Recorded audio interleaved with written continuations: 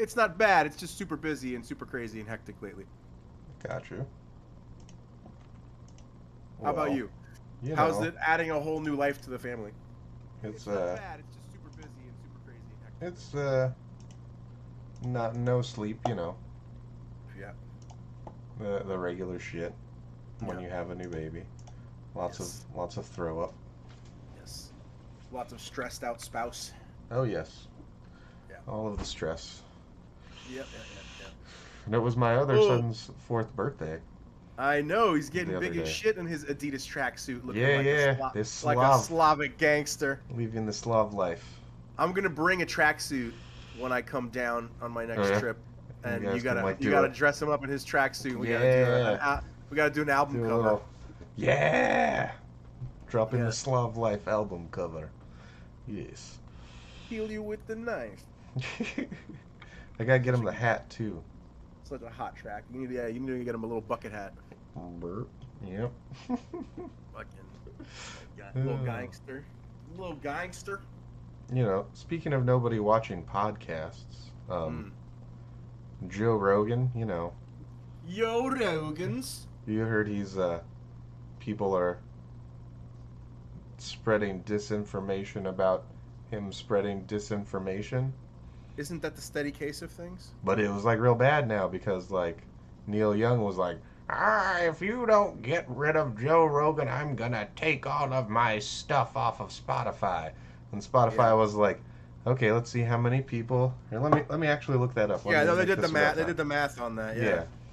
They did the math on that shit, and they were like, yeah, well, you know, you can go. Like that was really the whole of it.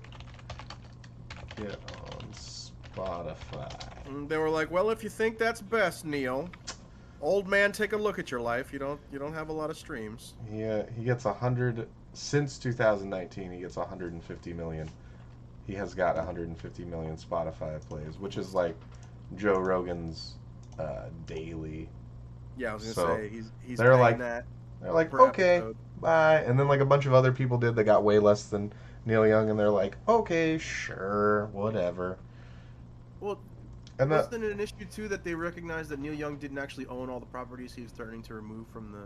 He removed all that he could, but like right, like Cinnamon Girl's still on there and shit, and all like his pop-ish hits, and like the stuff that got bought by other people before the farm.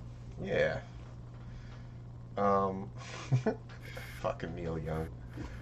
But like I don't know, man, they're just like they're making it way worse like now than it ever has been. Like, well, I mean, like that's the whole thing now. Everybody's threatening to take their ball and go home all the time. Yeah, everybody's kid that we always talk about. Which is gross. There's more and more of them every day, it feels like. Yeah. It's disgusting. Well, like, what was I going to say? Something happened. Where were you going with that? Go ahead. Something happened. All right, I hijacked. Oh, no. It was a good interjection. Something about Joe Rogan. I forgot. He, oh, yeah, like, it is...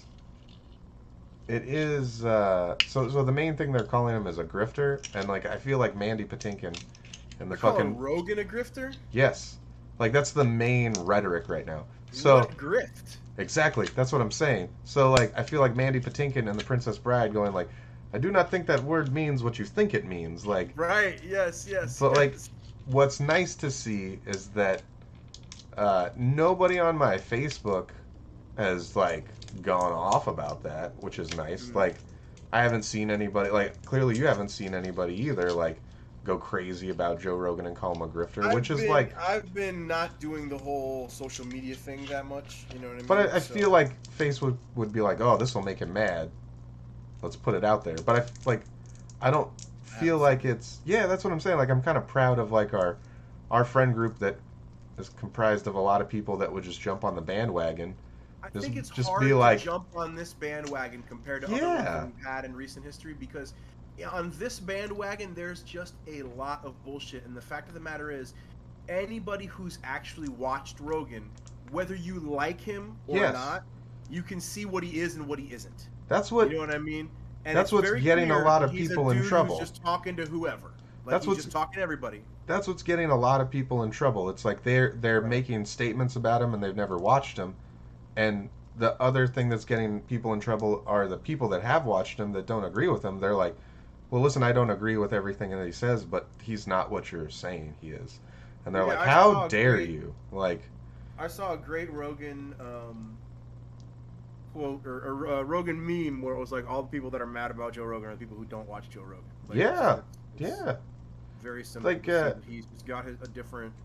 Jon Stewart is like, I don't mind him out of like all the crazy left people. Man, he is like a champion for logic.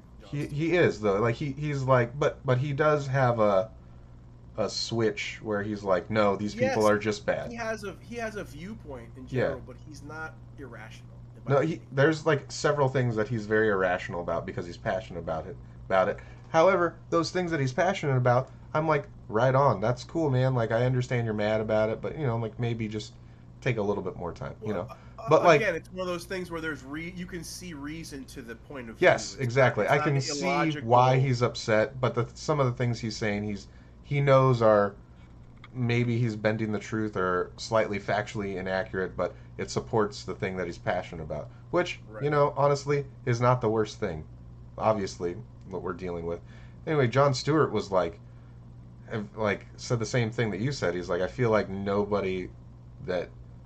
everybody that is mad at him has never even watched one Joe Rogan episode and has only seen all the clips cut together out of context. There's a specific demographic of people that are mad at Joe Rogan. It's very evident. Are disgruntled comedians. It's just like what we see in the music scene when somebody is doing good in our even local music scene. Yeah. The people who talk the most shit are the people that are other musicians that are in some sort of, or at least feel like they're in some sort of competition. So no, actually, where I got the whole grifter thing was because it's funny because there's a lot of comedians that like disagree with him a lot that are actually supporting him, but there are like they're not even like comedians anymore. There are plenty of outliers that are like happy to try and shit on him just to see the guy at the top take a fall. Everybody likes that dude. But it's like it sounds real right wingy of me to say, but it's like the super elitist left. Like Google got me. They were like, here's all the shit that people are talking about Joe Rogan, and I was like, fine, I'll read one of the articles by The Guardian. And like The Guardian usually is okay. It's not good, but it's but it's not terrible. Not terrible. It was terrible. Like that's where it was a bunch of British college professors calling him a disgusting grifter. And I was like, they're like, he's not a racist, transphobe, homophobe. He is a disgusting grifter that deals in disinformation. And I was like, wow, no. So it's like it's truly like, and then it got me to another article and got me to another article, and it just seems like it is truly like the elitist, rich liberals trying to tell you how bad you have it because you got people like them. Yeah, because people like them on the right are fucking you over. Like that's what all of them devolved into, and I was just like, this is gross. I don't want to read this anymore. But like those are the only people I see getting mad. And then like the closest that I've seen to anybody, like not even like taking anybody's side, was your brother that was like, hey, if you're gonna take your music off Spotify, put it to Tidal because they give more money to the artist. And I was like, that's funny. That was it. But like that's the only person on like my Facebook that I've seen. That was just like money. I was like, but it's one of those things too that you're talking about people who are so rich that they're so fucking out of touch with what really matters to people and all the things that people really focus on. Like the fact of the matter is, whoever it is that's leading any kind of media brand that gives you a completely objective view is a really important person. Yeah. Okay, whoever it might be at the helm of that ship, and an old singer-songwriter from a few decades ago, in relevance as well as in prominence, right? Yeah. Like, taking his shit off of a platform, it's like, okay, man. Like, people are fucking jobless. Okay, take your shit off of here for what? For this guy having a different opinion than you? Get fucked. Yeah. Go write a fucking another song about tin soldiers and Nixon coming, fuckface. Like, what are you talking about? Yeah. Like, everybody all of a sudden is gonna say like, hey, it's my way or I take my shit and leave. That's not what a collective society is supposed to be either, motherfucker. You know what I mean? Like, what are you talking about? So that's what Jon Stewart was saying. Well, and that kind of bullshit, it just goes back. Yeah. And it goes back over and over again to this whole idea of like, I know what's best, and fuck you. And it's like, you should really watch this, because you're pretty much just saying what Jon Stewart said. And it's one of those things where if you think you know what's best, go run for an office, gain a position of authority, and take your message on, because if it's a good one, hopefully people will vote for it, and you can go on and affect some change politically in the world. Instead, you're going to piss and moan and try and shoot down somebody else's shit. Start a podcast, fuckface. Yeah. What are we talking about here? There is a gang of people out here in the world that at this point in time are acting as if they're complaining and their like outrage has some sort of value to anybody who's out hustling for their own shit. I don't care what your political view is. On rent day, you're going to pay your fucking rent. When everybody's hungry in your house, you got to get groceries, okay? When the car note is due, you got to pay that shit. When the insurance is due, you got to pay that shit. If somebody gets sick, you got to take care of that shit. Yeah. That's the shit people are worried about. That's what I mean when it's like, who the fuck gives a fuck about all these out-of-touch multimillionaires waging battles that have monetary effects on them that don't fucking have anything to do with us. I can't listen to fucking old man take a look at my life now on one platform, but I gotta seek another. Big fucking deal. What do you do if you go on Spotify and what you're looking for isn't there? What do? You jump over to YouTube. You jump over to Pandora. Okay? Fuck you. Fuck you. There's too much shit out now that makes everything available to give too much value to that bullshit. Because kick Rogan off Spotify. He'll be on some other shit tomorrow. He'll be back on YouTube instantly. And someone else is going to pay him another $100 million to go somewhere else too. Well, fuck with him. And Spotify's going to have to pay out his contract. So if you fucking want to say he's a piece of shit and get him taken off that platform, then go ahead, get him paid.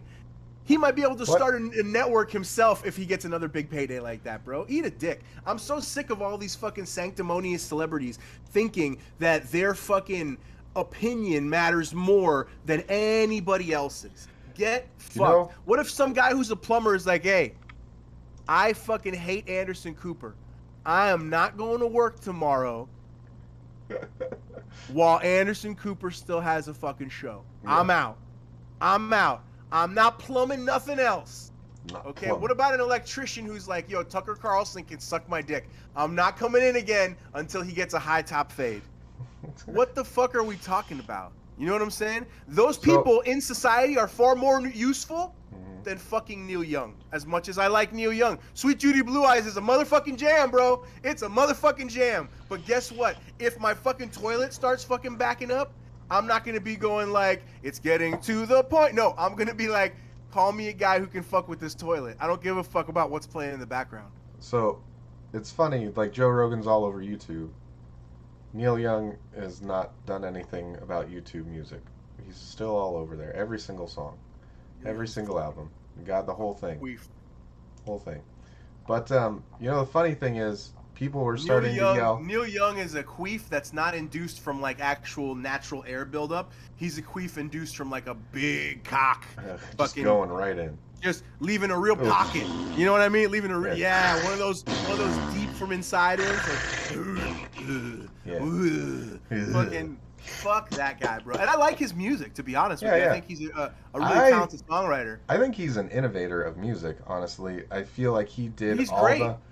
all the modern genres first. But he's a twat also. You could be great and be a twat. You know what I mean? I never liked his I don't think Rogan's stance. perfect either, to be frank. Yeah. I never liked Neil Young's political stance. Rogan to me is because he's kind of a giant piece of shit.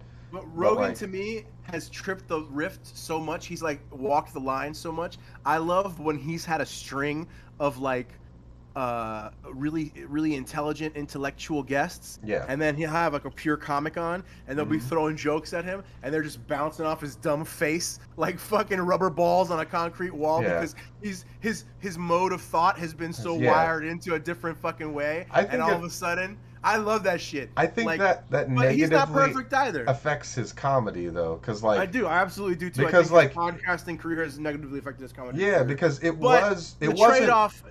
It wasn't like he wasn't like a groundbreaking comedian before, but he was like he was a solid standard. Yeah, he was a solid. He was a top tenor in the era. In the era, yeah, in the era that he was in. Yeah, in the era. I'm not talking all the time. I'm talking about in the era that he was in. Yeah. In his if you said like in his Chappelle, make and his in his driving class. If you take like Chappelle and Stanhope, if you look at all those guys from the same relative era. Yeah, he's definitely like he's just at the bottom of the top 10. He's like in the 7, 8, 6 through 8. I'd say. But like you could find him. But since he like started doing the podcast more, like his stand-up is clearly just for people that watch his podcast all the time, and like unless you're, it's like the same thing with like the Rick and Morty fans. It's like they make episodes just for the Rick and Morty fans, so they keep watching. I think that happens to a lot of comedians who do podcasts, especially podcasts that get big. Yeah, I think one guy who's actually done a good job. You write about what you talk about. Right. And I think a guy who's done a pretty good job of not falling into that trap, considering the size of his podcast, Tom Segura. Oh yeah, He and Theo keeps Von. Theo Von too, but Segura specifically. But Theo Von's podcast is just it's not like an hour of his stand-up it's like almost. Stream of consciousness. It's non-secular. But it's in a room in his basement. But the thing about just Segura, he's so prolific. He's got so many specials out already. Yeah. At this stage of his career, and they're so not connected to his podcast which is a whole real universe. Like the YMH universe is super fucking deep. Well, he's on he has 3 podcasts, right? Because he's got He's got his podcast. He's got Your Mom's House. He's got the 2 Bears, 1 Cave, and then he's got like Tom Talks. Yeah. And then he's got the Spanish Tom Talks in Spanish. Oh, that's right, because he's a Florida boy. He's Peruvian. Yeah, but he's he's Peruvian Florida boy. Got to speak Spanish in Florida if you're from here in Spanish. Got to piqui pani. Yeah. So what I was gonna say is like like the woke mob has been like putting a lot of pressure on like Taylor Swift to pull her stuff from Spotify, and she's just like she's not even like getting into it. She just was like, no, and that was it. No. So Jon Stewart talked about that too. He was like, and I think the woke mob keeps pushing that, he was saying, and he's like, I think they're gonna like run into a rude awakening because there's only like 2 sets of fans that will like go to your house and kill you if you talk shit about their favorite artist, and that's Taylor Swift. Yeah, and that's Taylor Swift fans and Beyonce fans. And if they try to talk to Beyonce and Taylor Swift and they just say no politely like they have, no, it's going to stay on there, and the woke mob goes after them, that might just be the end of the woke mob. Like, this might be the best thing. They might go after Taylor Swift and Beyonce and evoke a wrath. Of like the Beehive and the T-Swift fans. And they would like combine their forces and just I didn't realize destroy. That was Beyonce's fandom called the Beehive. I hate them. I hate them name, so much. They're the worst people. Like, I would love to be famous for like crushing their dreams of Beyonce, like just getting the. How would you crush their dreams? Oh, getting all the raw tracks from Beyonce recording like this, and then her at the end just saying "fix it," and you hear the door close. Oh, jeez. Yeah, because she's a cunt. Well, you know what I heard? Terrible recently? Cunt that can't sing. Kelly Rowland is the best singer from Destiny's Child, no doubt. Agree. Like, 100%. She doesn't need that much correction. What was really interesting was I'd never seen before. Miley Cyrus did Jolene with her sister. Yeah. And I'd never seen a great singer carry a mediocre singer so much. Was it her sister? Really interesting. Her sister was good, right? I think her sister was mediocre as okay. Because I know Miley, she's got the raspy voice now.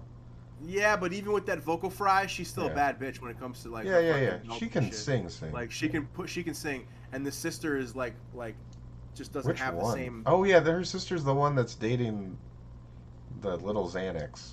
Or married I don't know who she's dating. She's married to a SoundCloud They were both rapper. dressed in like these wild gowns and shit. They both looked super cool, and there was like a super cool. It was a big stage. That's her godmother. There was this duet where I was like, but it was really interesting to see like somebody like she pull back almost. It was weird, man. It was weird to watch. She like fit her in the pocket just the right way. Yeah. Yeah, she like fed it into her like perfectly. Like that's kind of sad. I get it, but it was weird. Sad that like she had to do that because that's her. I didn't like it. That's her. Strange. That's her godmother, is Dolly Parton, and it's not like all I know is it's not like Elton John who's like the godfather to like 20 people. Like Dolly Parton's like I think 3 people's godmothers, and but like, I've seen her. She hangs out with her all the time. I've seen her do that cover like a few dozen times probably. And it was better than when she did it with her sister. Dude, she crushes that so hard. And when she did it with her sister, it was like really disappointing. I was like, wait, what? Like what? It was one of those where you're just like, I don't understand what is going on. She's real fucking stupid as a human. Not in like a political way or anything. No, like, but the way you said it was really great. I was like she's unfortunately real stupid. Fucking stupid. Yeah, she's unfortunately been famous too long. Stupid. Right. You know. She's dopey. She's unintentionally. She's a bit of a goof. She's trying to be nice, but she's like I said, she's been famous for too long, and she doesn't understand the everyman anymore. But she thinks she does. That happens to a lot of people, not even with just fame, but with like tons of money. Yeah. The only person I've seen that's never, like I don't like his music, but has never like changed ever, is like Dave Grohl's like probably he seems like a pretty the most human that's ever been famous. I don't more think human than human. More human than the human. Some might say. Oh, that's a different version. That's his friend. No. But like he does cool stuff. He does cool stuff with his friends and like makes like if if you're famous, right? If you and all of your friends somehow got famous with music around the same time and like you're all are busy and shit and he'd just be like, "No, just everybody come over to my house." Well, what are we going to do? I built like a $10 million studio. Everybody come over to my house. This guy that lives here. Fun. We'll just have fun. Like, that's some of the coolest shit I've heard actually that he's done. Yeah, that's pretty dope. Because it's just everybody, and from like every era too, like that's still alive. He just got them all, and he's like, yeah, we're all friends. It's cool. And then like the thing with his 2 best friends is my favorite, and it's him and Josh from Queens of the Stone Age and Trent Reznor, and they're just like jamming on their instruments that they actually play, and I'm just like, this is like and they're like, yeah, this is what we like to play when we're just hanging out together. And I'm like, that's like what I like to play with my friends, but they don't like to play that. Like, I need to become famous just so I can be like their guitar player and jam with them. It's just super simple, kind of catchy, a little metally. It's good stuff. I fucking love it. But we were talking about Joe Rogan and the podcast stuff. Yeah, but like, the podcast world podcast world. Dude, it's so dumb. Like Trevor Noah made me mad and then like took it back. And I was like, okay, that's good for him. What did he do? He took a clip out of context where Joe and Jordan Peterson were talking about how dumb it is to call people black and white, because we're not black or white. Like there's a spectrum. Like we're pinkish peach to like dark brown. And then he was like, you called us black, right? And then like interesting how he looked at all the stuff and he was like, oh, this is dumb. I'm sorry. Joe Rogan isn't a weird guy. But isn't it interesting how in some aspects we're supposed to go with a binary, and then in others we're not. So like some stuff is like there's no binary. Binary things are stupid and they're wrong and they don't exist. Yeah. But then in other things, there is a binary. There has to be. I don't understand.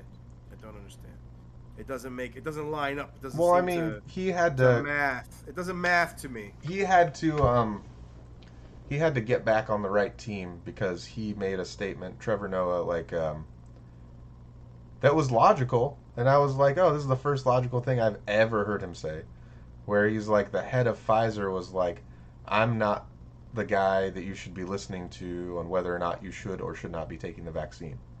And then 3 months later, he's like, I think everybody's going to need a 4th booster shot. You should definitely go get that. And then Trevor Noah's like, that's kind of weird. The billionaire says, don't listen to me. And then they make a new round. And then he's like, you should definitely go do this, so they have to buy this from me. And he's like, yeah. He's like, that seems like somebody needs a new yacht or whatever. Like, and then he got in like a lot of trouble. They're like, oh, Trevor Noah's an anti-vaxxer now. And he's like, nope.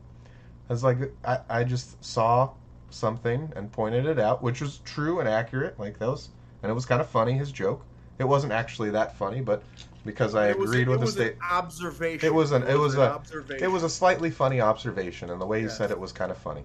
Because I don't generally think he's funny, even when he's just doing his regular jokes that aren't political or racial. He was kind of doing his job, right? If he was making an objective observation that was regardless of like your leaning. Yeah. Like that shit's important as fuck. It should be, but then he got blasted for it, and then he had to go and be like, Joe Rogan doesn't understand what black is, like.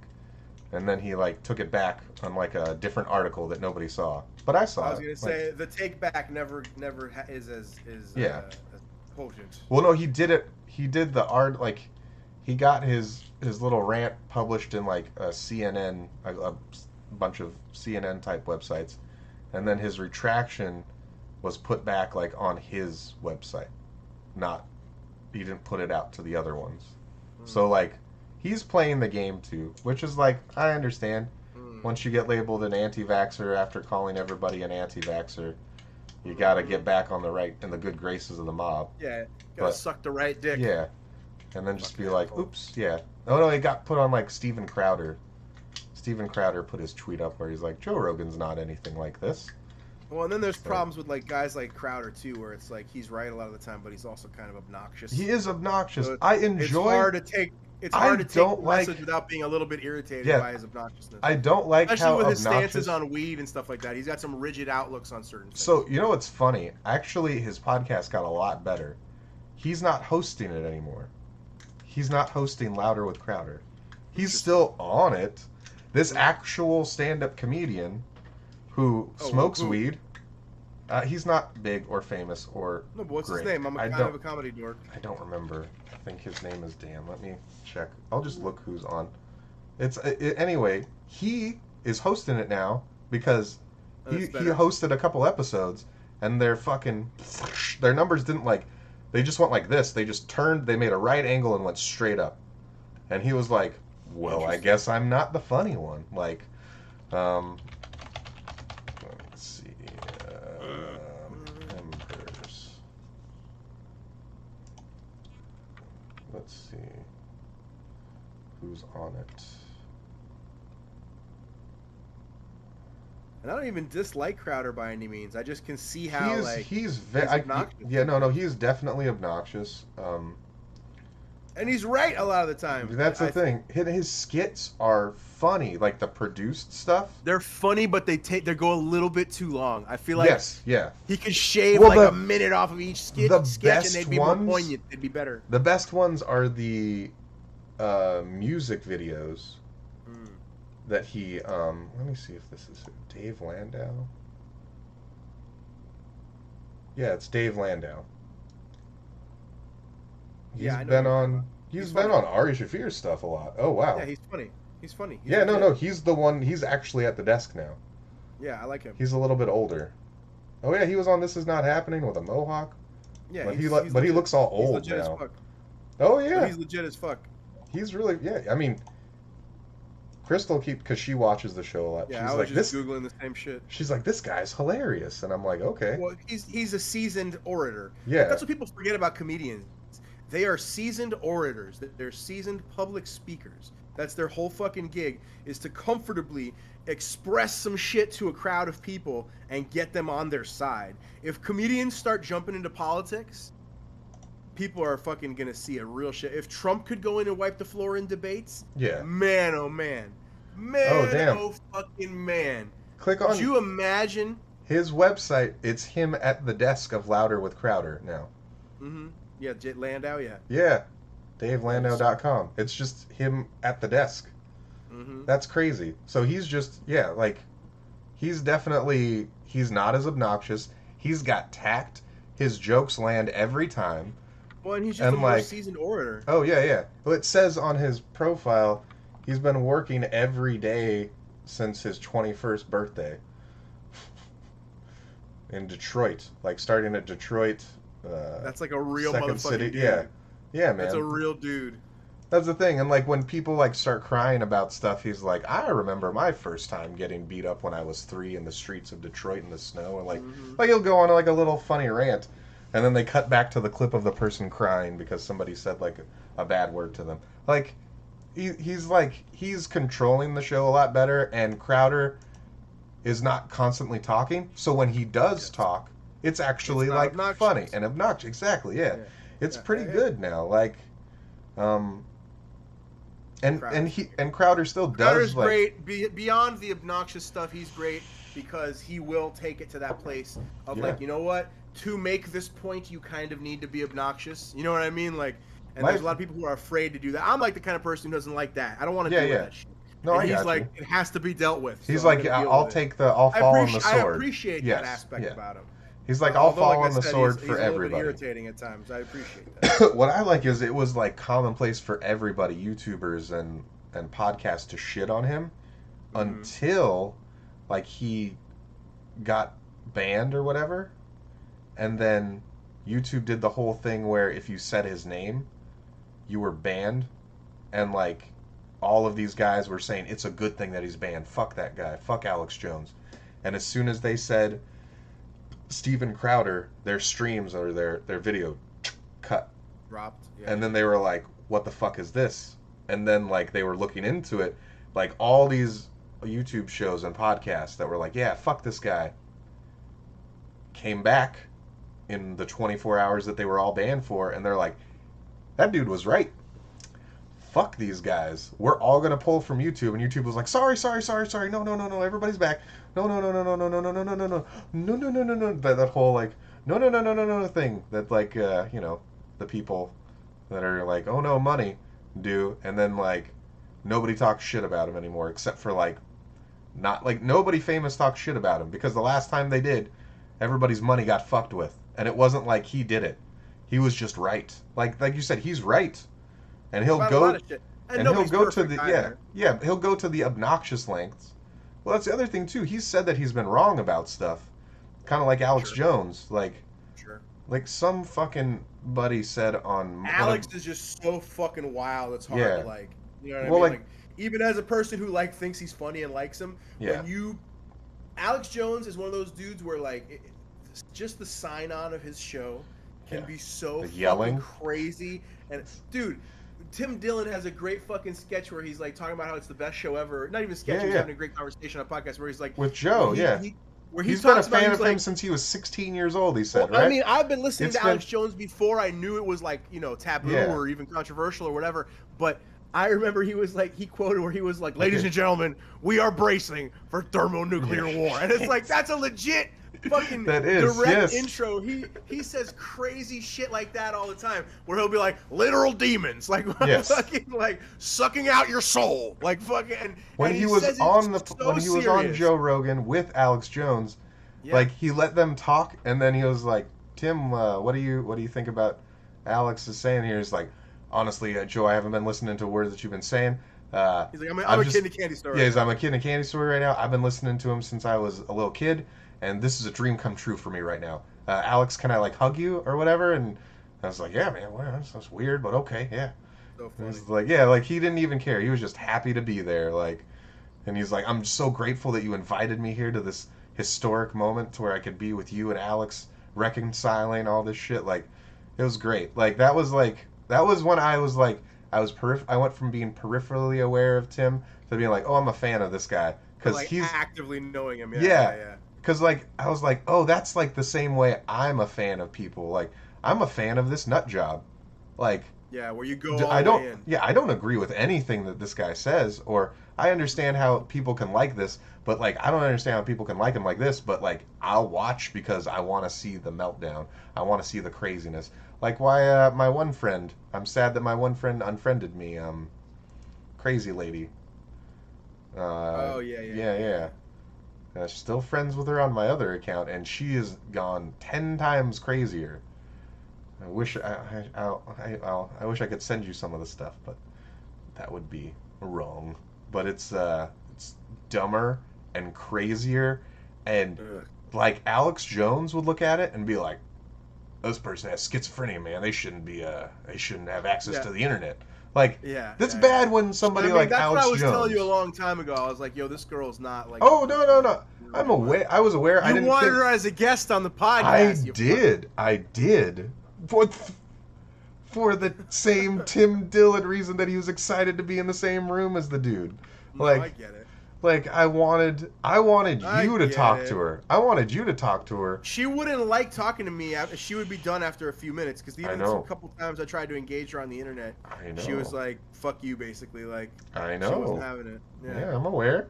And I would just be here, and she'd be like, "Come on, Mike, you understand?" I'd be like, "No, my buddy's right. You're fucking crazy." Woo! Just bring her in just to do that. Just to do that. You know? She's so crazy. She started a Facebook group. Wild as fuck. Did you join her Facebook group? I may have a while ago, but I think she's blocked me. No, it got shut down because. Okay, I might have been on it before. You might have been the one who invited me to it. I think I did because I was one of the first people she invited, and she's like, "Do you want to be a moderator?" And I was like, "Of course I do." Everybody's approved that wants to come into here. Every single person. Yeah, I was just going click. It was a page where if Alex Jones went on there, he'd be like, "This is fucking crazy. I can't work with any of this. That one thing's true, but then the rest of it, bullshit." You know, like he would just be like that. That's how crazy the stuff that was on there that she was posting. It was so crazy and so much disinformation that Facebook was like, "You're like a legit propaganda worse than QAnon page." I'm still blocked by her on all. Actually, so she blocked me from commenting, and then I blocked her. You blocked her totally, yeah. I blocked her. Fuck you, block me, fuck you. I keep the power. Yes. I want the power. Fuck That's you. what it really comes to. Fuck me, fuck you. I'm not gonna like allow you to decide the narrative. If that's how it's gonna be. I don't want you to have access to me at all. So. You know, it's sad that the nice lady that you know actually. Yeah, I've always been nice to her person. She got super weird with me last time online. No, like it's sad. I think she's just off Facebook altogether. Because, like, as, you know, weird as she got with you that one day, like, her Facebook was just positivity, which was nice. You know, it's a nice thing to see. Like, she's a nice family lady. Facebook's not the place for people like that. I know. It was just a place for positivity. It was nice when I'd just be scrolling through all the funny memes and shit, and then I'd see her. She'd be like, "Just sent my kids to school in their rooms," because she, like, does homeschool, with, like, this super nutritious meal, and like they're learning stuff. I'm like, this is really cool. Like, she's got a nice family. Seems like a really nice person. Yeah. And it was nice to see. Met her, she was very nice. Yeah, she's sharing her life of positivity. It seems like she got a little wild with the religion shit. That's fine. I don't even care because she's fine. I don't hate anybody. She's not pushing it on you in like a terrible way, and she's not calling you a piece of shit because you're not religious, which was nice. I don't think I'm looking to see if she blocked me. She doesn't exist on Facebook anymore. She didn't just deactivate her account. It's gone. Oh, wow. Like, I went into Facebook looking for it, and it was gone. In my ways, I can get into there. I look for things and stuffs. It did not exist anymore. Not like this person is... She was fed up. Yeah, I mean, she was really upset of how, like non-religious the internet was. So, like, I mean, that's okay. I mean that's okay then if that's how she wants to live. That's the other thing too. But you can find your the secular. Group. You know what I mean? You can find your religious people there too. Mm-hmm. The thing is, you just have to know how to curate your world. Otherwise, you're going to be upset perpetually. You're going to be disappointed. And I think that's what she was doing. And I think which is cool. That's good for her because like it would make me really sad to like hear that she wasn't like in a positive place anymore. You know what I mean? And it's one of those things too, man. Where like honestly, like I said up till now, like recently I started fucking with more social media again. But I took you were even like, oh man, you must be really busy. And I was like, yeah, I just don't want to be on there. It's a bummer. It's boring. It's irritating to see how many of my friends disappoint me with the stupid shit that they say. And I'm sure people feel the same way about me on a regular basis when I'm saying crazy shit all the time. So it's like, what's the point? It's not worth it. You're taken out of context every time you speak. I'm sad. All those people are gone on my Facebook. It's just people that agree with me and understand that I'm joking.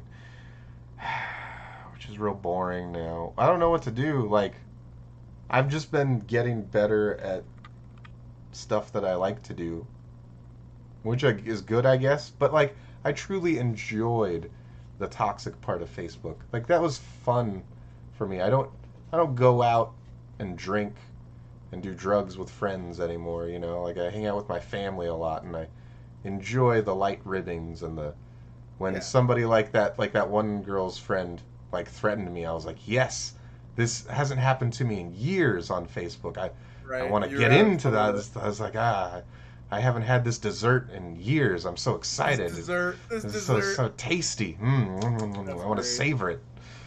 And then like, yeah, man, like, and then she fucking unfriended me, and I'm like, God damn it, man, I can't like. She was the last person. That was literally it. She was the last person. No more. Yeah. Hunter won't unblock me on that account. And I don't feel like switching over. He made that mistake once. Well, I mean, I don't really want to be like mean to him. I just want to joke with him. Like I have to switch over to a whole other account to joke with these people, and that's like too much because it's literally a click of a button, and I don't want to do that. I just want to be able to whatever. You'd rather just be yourself and not have to deal with all the weirdness and pretense and bullshit, because that's what it is. Yeah. It's a bunch of pretentious shit. So it's like one of those things where you have to decide, like, do I want to deal with this or not? Man, no, I do. No, I do. But all the people... You do, but like I'm saying, for me, it's like, ugh, it's too much. No, I know. I could tell, because when the dude threatened me, you were like, threaten me, buddy. I was like, fucking bro, threaten my friend. And I was because like, no. People don't act like that in the world. It gets me so frustrated. And then I realize, like, oh, I'm doing the dumb fucking thing and acting like I'm in the world when I'm not actually in the world. I'm in fucking dumb world. You know, funny thing, there's a friend, a mutual friend of, like, Dustin's and mine, who, like, we were friends on Facebook around, like, Trump being elected time. He unfriended me. For me, I was just simply asking him questions. I wasn't, like, saying, like, no, you're dumb or whatever. I was just like, explain why the thing you said is a thing. And he's like, you should just fucking hate Trump with me. And I was like, I don't hate Trump. I don't hate Hillary. I just don't care about either of them. I just want you to explain, you know, what the thing is. And he's like, fuck you, man, sucking Trump's dick all the time. I was like, okay, bye. And then the other day, I was at the studio, and he was there, and he was trying to make it all awkward by, like, not saying anything. And then I just was friendly to him, because I never stopped being his friend. You know what I mean? But he did. Right. But he did. In his mind, you had an issue, yeah. Well, because he does nothing but stay at home and go on the internet.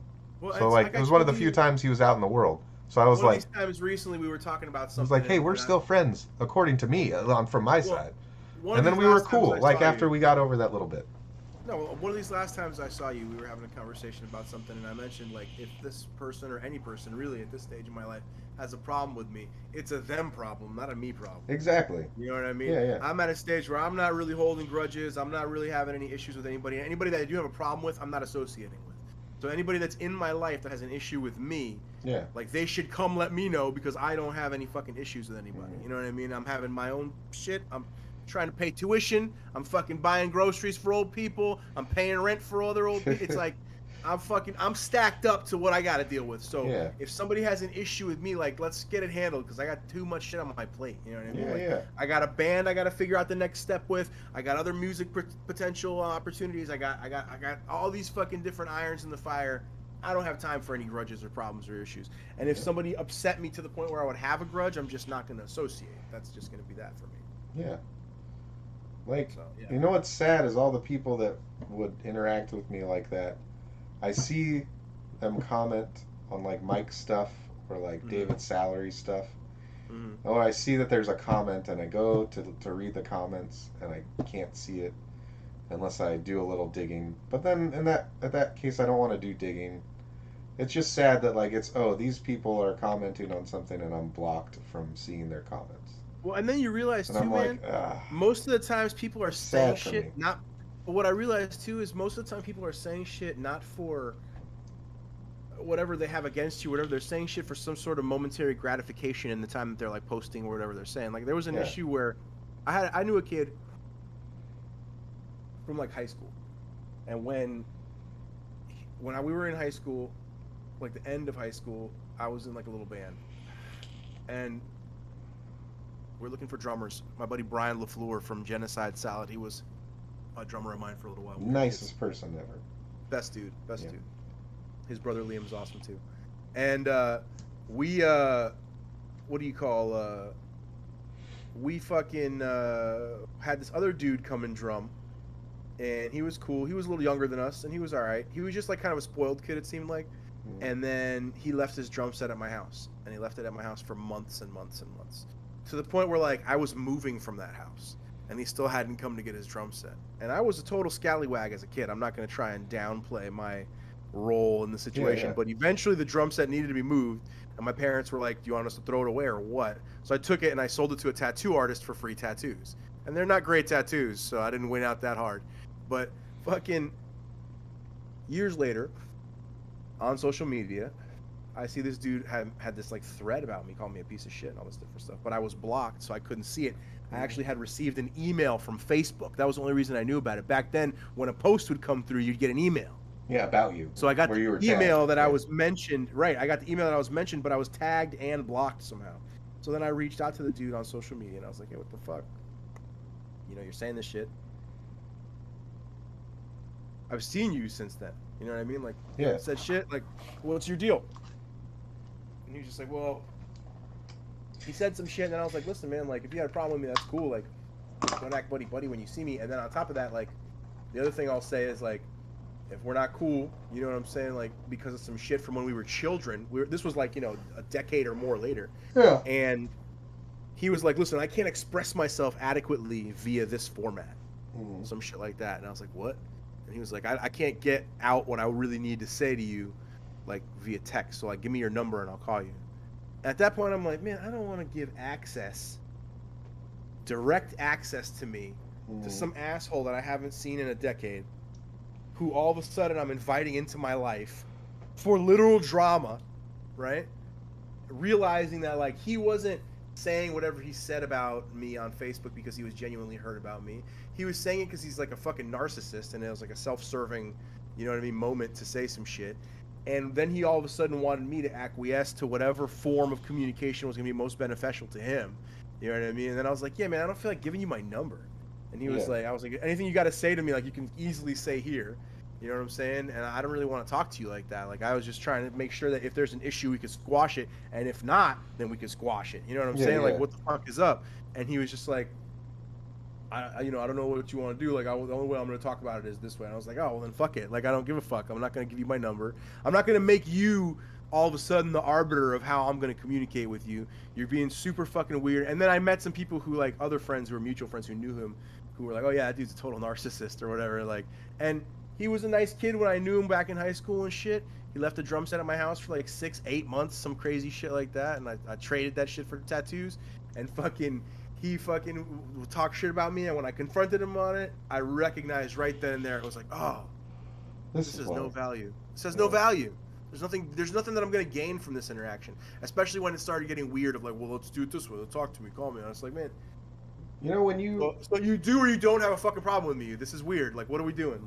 Like, I love talking to you about, like, stuff, and then stuff like this comes up, because, like, I always worry, like, if I'm, like, super, like, narcissistic, and then you, like, it's not even that I'm not 100%, but that guy's, like, 100%, like, a narcissist. Because, like, I feel... similar stuff has happened to me from my childhood, and I don't feel the need to broadcast, like, old stuff and call people out. Right, it's like all of a sudden there's this shit from a decade ago being discussed. I feel bad that I let that stuff happen, you know? Well, and bro, it's one of those things too where, like, are you going to talk about, like, shit that happened when you were a 16-year-old? Like, that's the same person that you are? Like, you know what I mean? Like, it's so weird. And then it also, you recognize too, man, some points in your life are places that you were just passing through. Yeah. And those points for other people are where they live, and they're gonna stay there. Yeah. And like, that's something I had to recognize. Like, I'd go back home on visits and see people, and I recognize, like, oh, they're doing the fucking same exact shit, living in the same exact place, not trying to grow in any kind of fucking way. Their life hasn't changed, and to them, I'm weird because I have. Yeah. You know what I mean? Because I've gone and done shit. Yeah. So it's like, you know, you have to recognize the weird for what it is. It's a funny kind of segue, but I feel like that guy has gone to like a therapist, and like until they went to like a specific therapist or psychologist or whatever, like they were like us, where like you had seen him in between when the drum thing happened and when he was putting you on blast on Facebook, and you had seen him in person and you thought things were all right. Like up until then, he probably thought about it, felt bad or weird, and then it was just like, yeah, but I'm an adult now, and like these things are going on, right? And that's why I feel like the double down is just what doesn't that make that much sense to me. You know what I mean? No, that's what I'm saying. I feel like the what is it called? The field of psychology, like everything we needed to know or do about it was kind of done like in the 80s. And even then I feel like it was starting to go too far, where you make the helicopter moms like in the 80s and 90s, right? Like I think those are the markers of it going too far. You get the super spoiled kids from psychologists that don't have kids telling people with kids how to raise their kids. Like and then now there's a new branch where those kids that were raised in that environment need to go see other people that were raised in that environment that are now psychologists validating their bullshit, right? So there's a lot of cyclical shit. Yeah, that's what I'm saying. Like I feel like there was a point where psychology was done, and then now it's just cyclical bullshit. Like you just learned this. You just learned this to get to this because this cyclical bullshit makes you money. Yeah. Right? Like so, and I feel like because you said you had seen him in person many times in between those two situations, and you guys were not many, but cool. A couple of times, enough times to be like there was somebody should have said exactly. Somebody should have said something. Opportunity to say something, right? If it was a thing. So many people, but I think so many people aren't the person that they are in real life online. Yes. And that's the thing that like I have to remember, and I have tried to convey to like friends and family, where it's like, yo, if you're genuinely yourself, you're gonna run across a lot of frustration. Because there's a lot of people who just are not being genuinely themselves on those mediums. Like it just doesn't. That's why I like. It doesn't compute for a certain mentality. Yeah, that's why I like hate it. On there. That's why I hate that's why it. you hate it. Yeah, like, that's why we're friends though, because that's what you always said. You're like, I liked that the things you say on Facebook, you definitely say in real life. I'm like, I don't understand the like doing different. Like I don't. Right. But like that never computed for me like in general. Like growing up, it's like why, like I understand like lying and stuff, but then but why lie about your personality, like who you are, you know, like that's. Well, I think like when you're young, right? When you're not mature. Then, like even then. What I'm gonna say is though, like I think a lot of people, when you're young, it's more acceptable to, even if you're not lying, to either embellish or exaggerate or kind of it's just the same way you tell a good story, right? If your friend throws up in the car and he fills his lap with barf, you make it sound like he barfed a 5-gallon bucket to make it a better story. When you're a kid, you're way more loose with that kind of kind of license, right? And you may bullshit more. And I think what happens with some people is they never mature past understanding when you can utilize that as like a storytelling device or when that's just an aspect of your fucking personality. You know what's funny? My stories have been getting worse because I've stopped. You've been getting more honest with them?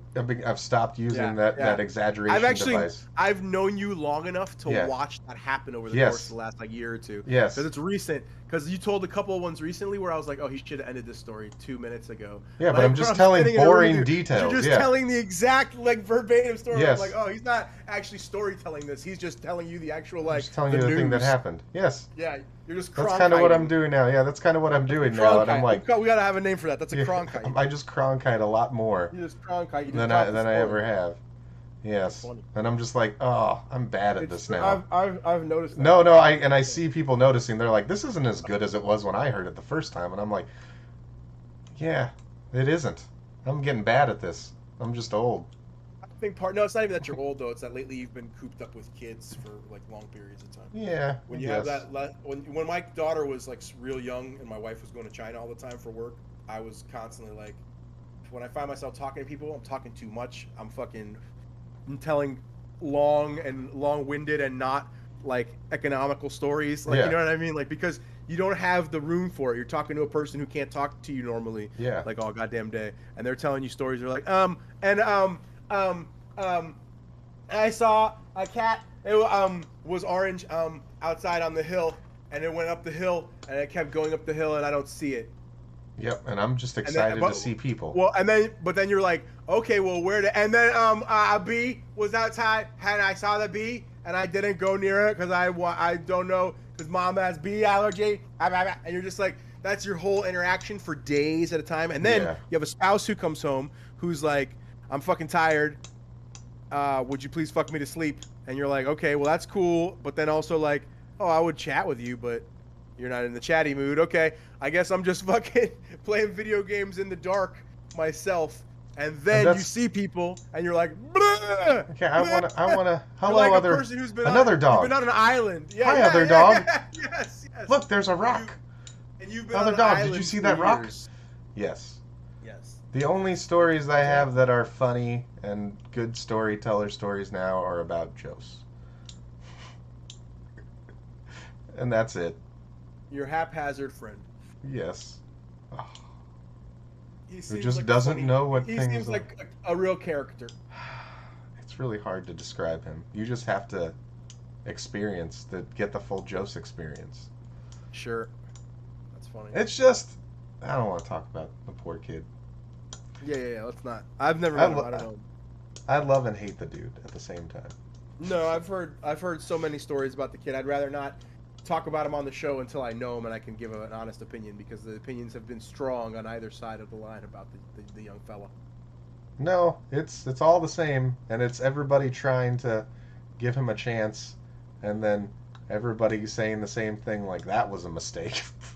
Yeah, that's kind of what I've seen too from everybody talking about it. But like I said, I haven't had any experience with him, so I don't want to draw any conclusions unfoundedly. That's what every single person says that. I have never met a person that hasn't said that, and then has not immediately joined our opinion. But that's what happens, right? Yes, still. But yeah, I don't like that I'm like Cronkiting more. It's just an issue of like, all right, take a moment, a little more self-awareness, and then you. No, I hear myself doing it, and I don't stop. Yeah, you're not in the driver's seat of the conversation. You're in the third row of the bus. And I'm just like, hey, you missed my stop 20 stops ago. And the bus driver's just like, we're not stopping. You think I give a fuck, buddy? Everybody's gotta get home. We're going to the end of the line, buddy. We'll stop when I fucking tell you we stop. You're the one that's gotta get home, cocksucker. Yeah, but I pulled the thing and you didn't stop. Fuck you! It's like, bing! Yep, that's pretty much... That's how my stories go. I'm like, I should have ended this a while ago. Bing bong. I hit the punch. I hit the punchline, and like you said, we've just entered into the news now. Yeah. You Cronkite. Yeah. We've entered into the news. That's funny. That's stupid. The only ones are like my stories from my older stories, like what Tonto's Bar is about. That's a great song. I can't wait till that comes out. And then my potential treason. I think it's funny that Dan brought that up. I was like, oh man, that happened so long ago and was such a big deal to me that it was like my one big story to tell people that like, yeah, like people that I've known, like I've known Dan longer than Dustin, and he's like, oh, did he still tell you about that one story? And I'm like, fuck, yeah, I have. Oh god. That was like a big part of my life. It was cool meeting all those guys too. Yeah. Everybody's cool people. Yeah, totally. I liked that like Dan is like super dumb and had no idea what was going on. And then you guys talked about fighting. That was actually my favorite interaction of me introducing you to somebody that I like. Was he is a fan of something that you used to do for a job, and was like excited to talk to you about it, in like well, I think the whole thing little too, bit he of came experience that he had, and the only experience that he had is fighting his friend. Well, he but came like in skeptical about music as well, and that was cool too to see him get excited about what we were doing. Because let's cut the bullshit. That is one of the best musicians on the planet. Well, that's what like, you guys that's have told the me. Crazy thing. And see, I don't know from whatever. Like I can tell when somebody's good. I could tell he was good. But it was one of those things too where he was like, "Yo, I thought what you were doing was a fucking recording," and I was like, "Oh, cool." Like, when you catch somebody who's that good off guard, that's a nice feeling. That's a really cool experience. I loved that. Like, and then you guys just talking about what I love is when everybody's somebody easy to talk to. No, when somebody. But everybody has like, I'm a fan of this UFC person or that, and they don't really have. And I feel like when they try to. Some people. But like when they talk to you about it, I feel like you're like, yeah, this is a cool thing. But like when I saw you and Dan talking about fighting, he's like a true. I can tell he really liked it. Yeah, he was like a true fan, and like he knew like obscure guys and stuff. He didn't have training, but he was like mimicking. He had appreciation and respect. He had appreciation and respect for stuff. Exactly. Cool. But I loved that. He wasn't full of shit either. He like, you know what I mean? You've seen me meet friends of yours specifically who have been like on some wild weirdness, and you've seen my reaction to that shit where I just like kind of turn off. And so that's why having seen that, part of the problem is I realize too. Part of the problem is when people are like that, it makes me immediately go, "Oh, okay, you're full of shit." Yeah. Like you're just full of shit. Like you're just saying shit that you think is cool. And I can't listen to anything you say and think of it as like with value because you're just bullshit. Like so that's like hard to come back from. It was a genuine interaction that you guys had about something nice. that like you did. I enjoyed it. It was like the best interaction that I've seen you have about that specifically with like somebody new that you met. And I was like, because like I said, you've seen me shut off many a time. Talking about fighting. That I was concerned for a second. I wasn't. Especially when he said, "I have 2 submissions." And you're like, oh yeah, and he's like, on my buddy in the front yard. Yeah. And he qualified it well. Like yeah. And it's like it's one of those. It wasn't things, bullshit. Like it wasn't like you said, it was a genuine interaction. But I never did anything spectacular in any combat sport. I just ventured to clawed my way to the middle in a couple of them, and I was in it. And I trained for a long time, and I still go every now and then and get some rounds in. But like. So many people are full of shit. So many people act like they know what the fuck they're talking about, and they just assume that other people around them don't, and then they can say whatever crazy shit they want to say. You know, it's funny too. I think him being such a big fan of the sport, I think he knew more than the other guy. It was crazy. My buddy that made you upset about fighting, where you turned off. I feel like Dan knew more and has more fight experience just from. Because him and his buddy would get fucked up and then yell at each other and then like try to hurt each other. Like when somebody's just talking with all that's a real fight. Yeah. When somebody has all this like fucking false certainty about shit and they talk about like these things that are these absolutes, that's the craziest shit in the world. It's such bullshit. Like anybody who's really fought can tell you like, yo, like anything can happen, man. Like that's what he kept saying. He's like, I know, bro. Shit happens in a fight, man. Like. And I'll tell everybody too. People ask you crazy shit like, "Oh, show me a thing that's cool." And it's like, no, you know what I'll show you is drill like a front kick every day, really hard. Yeah. And drill like a 2-piece every day, really hard, so that you've got 1 or 2 things you can lean on in a situation. Yeah. And go to a gym where you can get on the mat with somebody and roll around on the fucking ground, so that if that ever happens to you, you're not in a complete catatonic state of panic. Stiff as a board, and people beat the shit out of you because you don't know what to do once you fall into your back. Like that's what I'll tell somebody. That's realistic advice. Because if you're fucking 36 years old and you want to start to become a fighter, you need to get the mix quick, motherfucker. Like I've known dudes who've been like in their early 30s. Back when I was still training, I had a gym that I worked for, and I was running like the boxing and the kickboxing at this gym. And my boy Gabe was like the assistant coach for grappling, and motherfuckers would come out and be like, I want to be a fighter, and they'd be like in their 30s, and they'd be like, some of them were good dudes or whatever. Too old, right? But it's too old if you have no background. Like I knew dudes who were my age when I was towards the end of my career, which was like my late 20s, who were coming out of the military, who had been like high school level, like high level grapplers in high school, like a really, really good wrestler, and then competed in the military. Those guys had a path to do something, right? Because they were like understood training and discipline, and at that age, even though they weren't in it for all that time period, they were doing other things that were as physical and that could translate. But then I had dudes who were bums who came in and were like, I want to do this thing. There was this one dude, right? was a friend. He was a brother of our friend Tom from the Tom Eats It show. The brother of a friend of his. Shorts coming out soon. Fucking, oh man, I can't wait.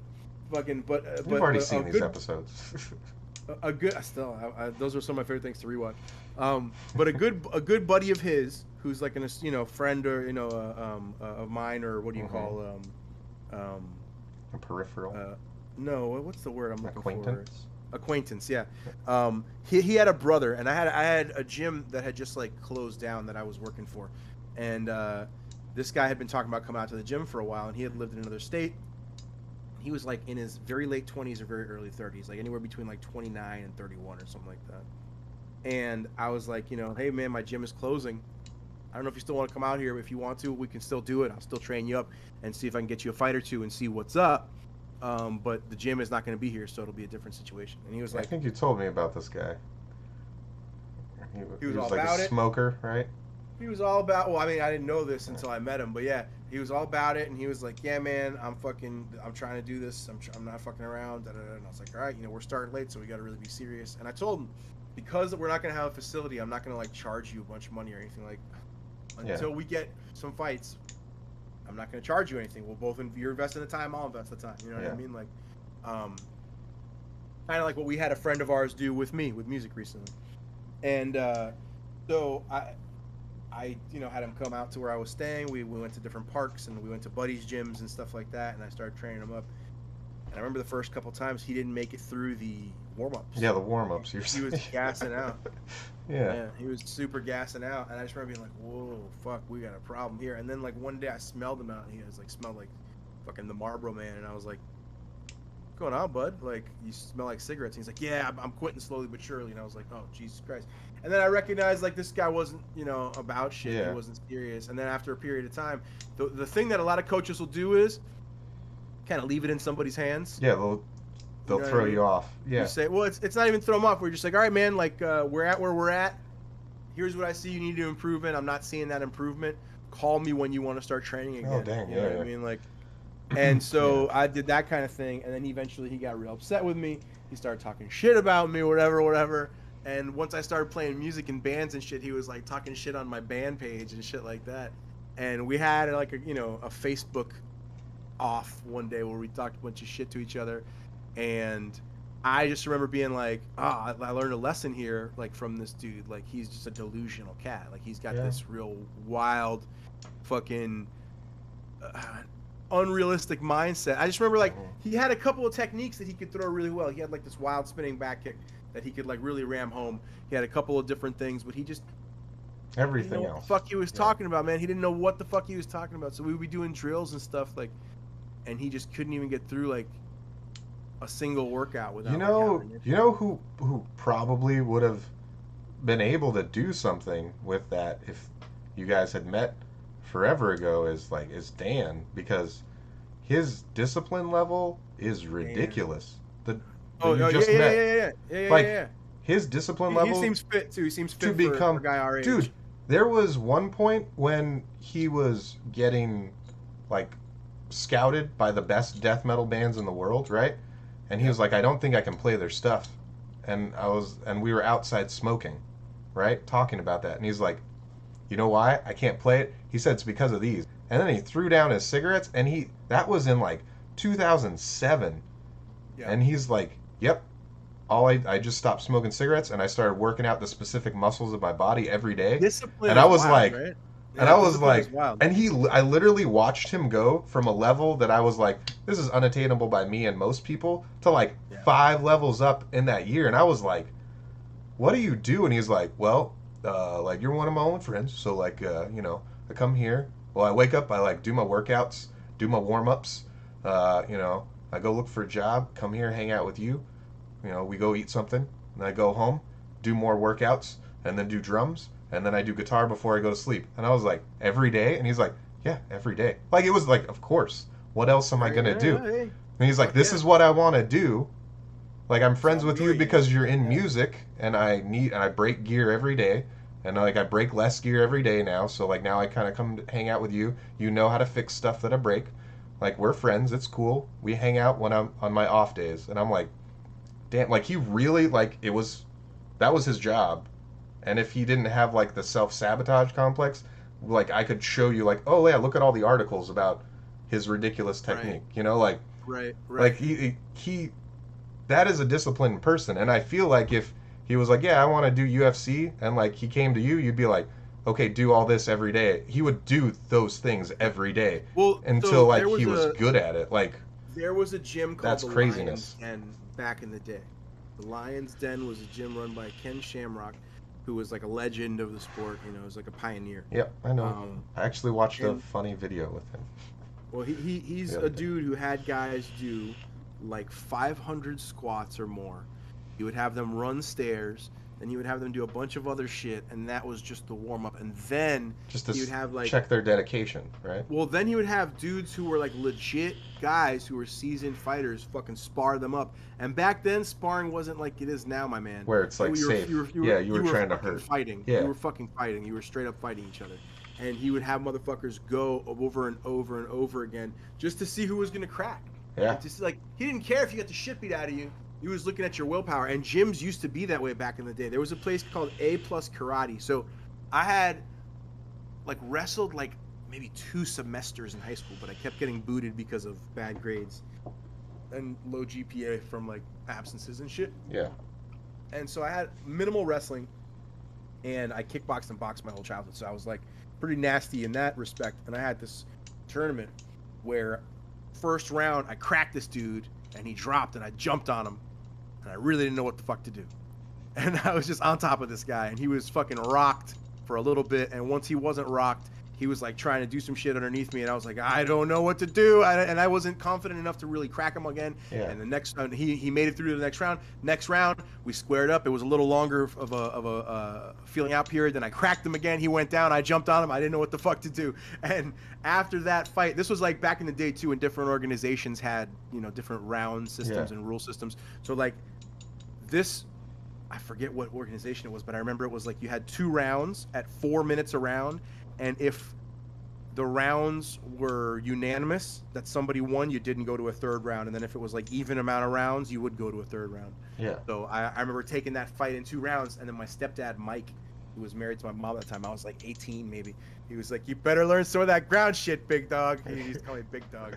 And fucking... That's awesome that he went to your... He was one of the first dudes who used to come to shit. He used to just like randomly show up to it too. I wouldn't tell anybody about it, and he would just pop up. He was a good guy in a lot of ways. But so he told me that, and I was like, yeah, you're right. So I found this gym called A+ Karate. I was looking for jiu-jitsu gyms, and I found the cheapest one I could find, right? Yeah. And I go there, and there's this little Japanese dude. I still don't know his name. I wish I did, but if anybody knows the name of the little guy who ran the jiu-jitsu at A+ Karate on Johnson Street in Hollywood, I would go there, and he would just look at me, and I guess he was just glad to have a big ass dude, like, and he was like, no neck crank, no heel hook, and I was just like, okay, and he would just be like, he didn't teach me or show me a thing, he would literally just attack the fuck out of me on the mat for as long as I could manage. That's and awesome. We would take a little break. He would give me a water. We would go again usually, and then we would do like a round or 2 with the kimono on. He never had pants my size.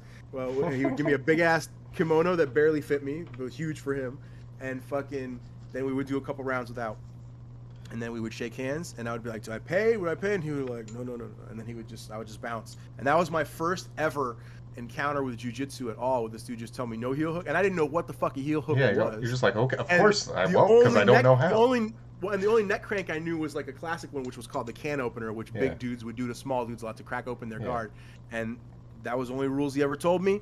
I would chin pin him. I would fucking try and use my head as a goddamn weapon, and he dealt with all that shit. I just think he was like really excited to have a huge dude that he could comparatively that he could work on. Yeah. And fucking he worked me, bro. And that was my first guy. And then we learned after that, my boy Gabe started training with me, and we learned you could go to different jiu-jitsu gyms and get a month free. Oh, so you just went to a month free everywhere? We literally mapped out every gym from West Palm Beach down to fucking South. You're like, this is my level. The first year of training was literally just 12 different free month gyms. Nice. And then eventually we were like, okay, we got to settle on a gym. And well, I mean, that's a good way to audit. We've sampled them all. That's exactly. We didn't even realize we were doing it. We were doing it out of poor kid necessity, and then we realized we were actually setting up a really good understanding of the sport. Like, and so fucking. I'm talking about discipline though, but talking about disciplined people, well, it's funny that. Let me before I lose my thought. Go ahead. Fucking Gabe, with my first band, FLA. Oh yeah, you said just learn to play Gabe the had bass. played drums in high school, and he had played horn. I think French horn maybe. And he's still one of my best friends to this day. I love those that are guy. two very difficult. Those are two very difficult things to play. Well, and I remember when our band was forming, it was just me and my guitar player Jake, and he was like, "Okay, we can get Ryan on rhythm guitar. He can just play what I write for him." And Josh is a good drummer. We can pull him because he was in a band. I love Josh. To do something. What's that? I love Josh. Josh is a great dude. We were trying to hang out a couple times, but we just were busy as fuck. We haven't been able to link up. I'd like to reconnect with him. But so we were down everything but a bass player, and Gabe was like, and Gabe had done like some random percussions with us, like bongos and congas and shit before Josh played with us. And then Gabe was just like, give me like a month.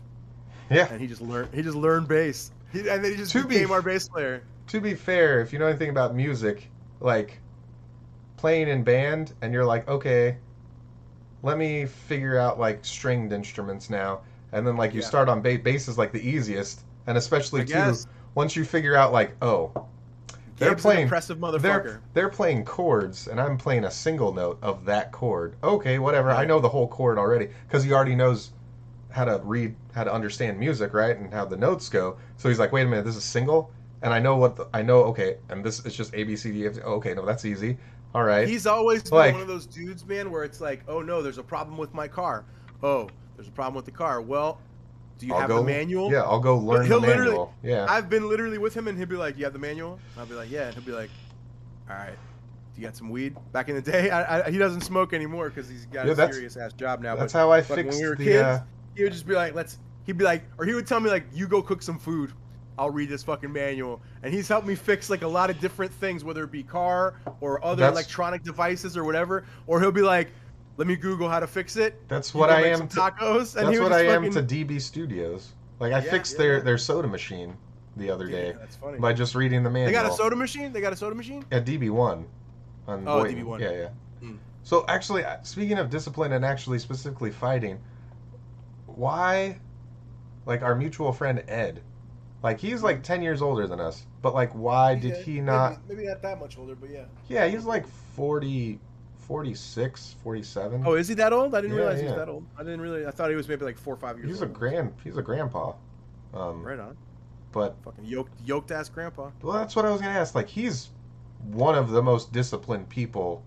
Sure. That I feel like we know. And doesn't he work in the tech industry as well? Yeah. So smart dude, smart dude. He actually, it was funny because super diligent jiu-jitsu competitor. He's a grinder. That's what I wanted to know. So like, I feel like if he, in his late 20s, early 30s, right, had decided to make the switch over to like MMA, I feel like he would have been like because he's kind of like I mean, a lot of guys, if they would have had an opportunity to jump in early, you know. But no, he's been with American Top Team since the beginning, which is his. Yeah, but it's like anything else. Whole thing. Well, no, but the other thing is too. I've talked to people that like have worked out with him forever, and they all say like, why didn't he?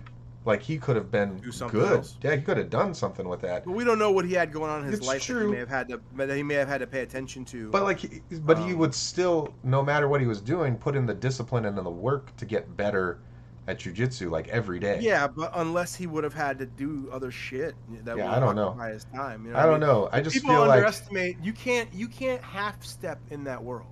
Maybe that's like, what he was thinking. It's not a fucking game. Like. The minute that I recognized that I wasn't going to be able to commit my entire self to it, I had to stop. It's the same thing with anything else, man. If you want to be serious about some shit, you cannot half step in any shit. I understand, but I feel like he was surrounded with enough people that would have been like, is it like a money thing? Like, I feel like he was good enough, and so many people from that are that were successful, right? But the other thing too is like the that's UFC. a gig.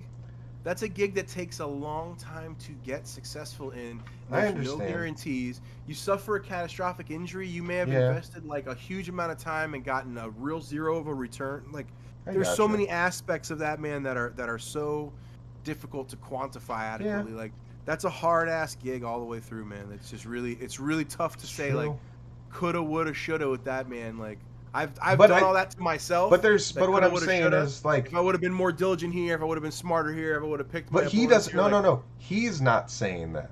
Is what I'm saying. I'm just saying he's you confident. Could do it. I could do it. He could do it. He's confident in his. We could Monday morning quarterback anybody's career. We could Monday morning quarterback anybody's comeback. What I'm saying is like you know when you watch a dumb award show for music. And they're like, if you think I'm good, listen to this guy or whatever. And you're like, oh, fuck, this is like the real deal, right?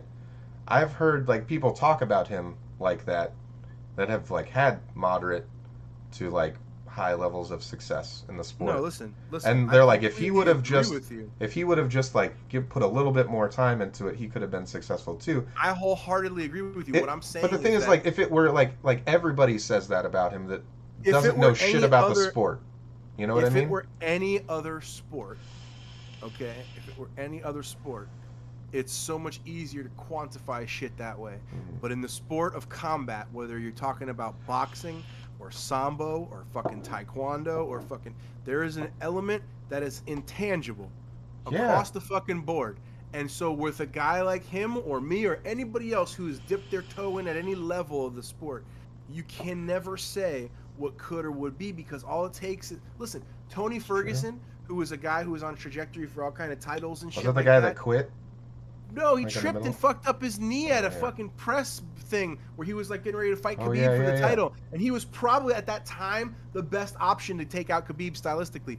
And he fucking blew his knee apart on a fucking cable. And now never again. Yeah. Frank Mir was this ascendant young champion and got in a bike wreck and snapped his femur. Yeah. Okay, and then came back. Yeah. Okay. Isn't that when you were sparring with him post accident? Well, and that's what I'm saying. Post. But that's what I'm saying. Like all these guys who have these wild things happen to them, it's completely intangible. And what happens in the sport, man, you could throw a kick at a motherfucker and catch his elbow and shatter the metacarpals in your foot, and your fucking foot will never be the same again, and your footwork will never be the same again, your competency in your boxing will never be the same again as a result, and down the line the dominoes fall. Every time that you lose, like that you injure yourself in that sport, you lose like a piece of something. You know what I'm saying? I understand. And as you go through the fucking the years of wear and tear, you feel that loss more and more and more. So that woulda coulda is so hard to quantify because we don't know. But the how only many reason times that dude's knee has shredded apart and what it feels like every day. Because like me, when I wake up in the morning, I take a while. I'm an old engine. It takes a while to warm up. You know what I'm saying? It's hard to quantify what coulda, woulda, shoulda. What I'm saying though is like I think everybody's just speculated about Ed. I don't think anybody has ever straight up asked him like, "Hey, why didn't you?" He's somebody we should have been had on the podcast. Oh yeah, I love that man. Like he's a really good dude. I love that man, and I feel bad every time he's come to town. Like he stopped texting me, and I feel really bad because every time he comes to town, he goes out to brunch with all of the idiots. And he's like, you gotta come out, man. And I'm like, I'm sorry. I'm busy. And he's like, you said you would come out. I'm sorry. Everybody you're hanging out with hates me. I'm sorry. No. Like, I want to go just to hang out with Ed. And I'm just like, I'm so sorry, man. Like, I really wanted to go. And he's like, you promised. But no, like, I've never heard Ed, like it almost is desperate. He's like, you fucking promised. And I'm like, I know I promised. I'm sorry. And I left him hanging like 2 or 3 times. And now he just... And that was like, those are the last times he ever texted me, and I feel really bad.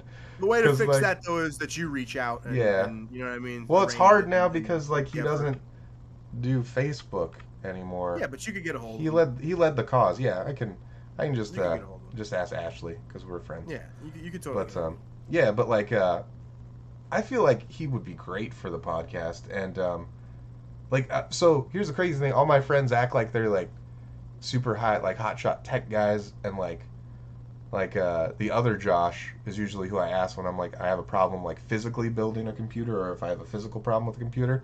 And like the last couple times he didn't know what to do, I just asked Josh, right? God damn it, that's not his name. Ed. Ed. Yes, I just asked Ed. Yeah. And he was like, oh, yeah, this is the problem. This is just loose. Go in there. Tighten this. It's good. And I'm like, oh, okay. And he's like, I'll hang on. Okay. I'm like, oh, it works. He's like, yep, I know. I'm like, well, thanks, buddy. He's way higher up, like, in tech than my nerd friends. And it's hilarious. But yeah, like, that's, I don't know, like, it's genuinely the nicest guy. Casually gangster. He's casual. Dude, that's the other thing. He's casually gangster, like, in every way. Like, that's what makes a guy like that so fucking gangster. You know? I know. Like, I want to hang out. He doesn't try and be intimidating. He just is who he is. He's just trying to be the best him that he can be, and like is a honestly, genuinely nice guy. The thing I like about that dude too is he's just like being that good dad. You know what I'm saying? Doing all that shit. Like he's like that's the coolest thing about him. He's like a good role model as a dad for me. I'm like that man. He's like just a man. That's the other thing too. Dude. I'm like, I want to be a man like him. Dude, yeah. I just want to be a man like him. Like one funny thing that he said to me the last time, like, we were having a good time hanging out at one of like Mike's roommates' parties or whatever. He was like he knows about the rift between like my buddy and his wife, and he was like, oh yeah, we were hanging out with our friends. Then he said their last names, like they weren't my friends, and I was like, yeah. I was like, that was funny, and he kind of like chuckled, and he was like, yeah. And I was like, oh, that was funny. I mean, that's not even like a funny thing. It was just like a funny. Sure. And like he was aware of it. Like he's aware of everything. Like he's much quicker than everybody because he didn't do drugs. He didn't do drugs. Like he wasn't a fucking drunk. He's not burnt out. He's like 10 years older and all this, mentally quicker.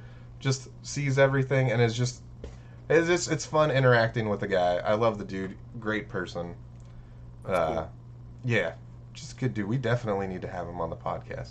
Definitely. Just in general. In general. Dude, we good can talk. fights. I want to ask him why too. Like, what will be a cool podcast is like the one we did back in the day with the Marlon, fight recap, and where we watched some old classic fights together and fucking have fun watching that. That'll be really fun. That'd be cool. Fucking. We could do both. We could have like a long podcast. Yeah, for sure. Or like we chat. And Speaking of long, it's already almost 2. It is.